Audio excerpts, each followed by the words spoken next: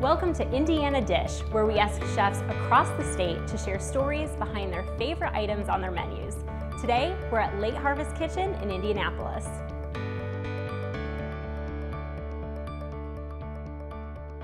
It's every chef's goal to have their own restaurant, and opening Late Harvest Kitchen was always a dream of mine.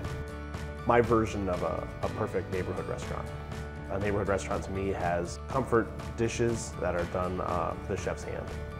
I would be characterized as a chef that has bold and hearty flavors.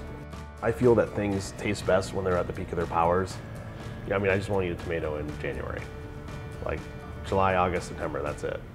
So I think that when you have ingredients that are at the peak of their powers and that are handled respectfully by chefs and cooks, that's the best scenario.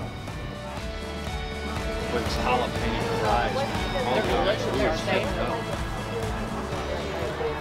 When you have your own restaurant, you can kind of do whatever you want, and you can highlight what's important to you and what you think is good. A favorite dish in our family growing up was my grandmother's pork cutlet dish, and it was one of those dishes that every time we visited she would make. It's a dish that we've had for years and years. I found out years and years later that the pork cutlets were indeed pork cheeks. I had pork cheeks in a restaurant, and I'm like, these are my grandma's pork cutlets. I thought it was interesting, and I thought it really spoke to like a sense of place and where they were from, and that my grandfather was a meat packer, and of course pork cheeks are available at the grocery store in a meat packing town. We just put them in a pan, in a hot pan, and put a sear on them. We place them in a large pan with mirepoix vegetables, carrot, celery, onion, a little bit of garlic, rosemary, red wine, and some stock, and we braise it for about 4 or 5 hours. There's a sense of comfort in any braised dish. So we use risotto with a little bit of tomato jam. It's such a rich, flavored dish that the cut itself is beef-like. To me, they taste like little mini pot roasts.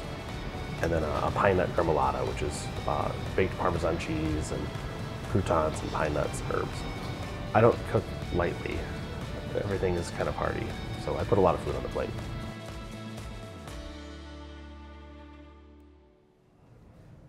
Ryan, this looks incredible. I'm not going to waste any time digging in. Help yourself. And wow, you really don't even need a knife.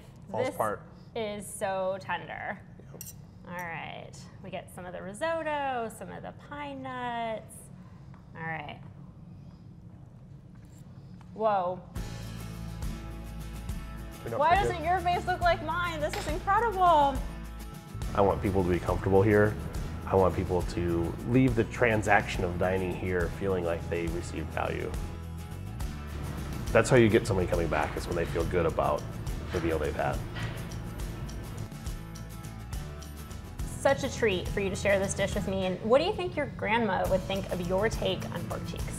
I think she would love it. She would approve? Hopefully smiling down, yes. Well, Ryan, thanks so much for having us at Late Harvest Kitchen today. We really appreciate it and can't wait to come back and try this again. My pleasure, Erica.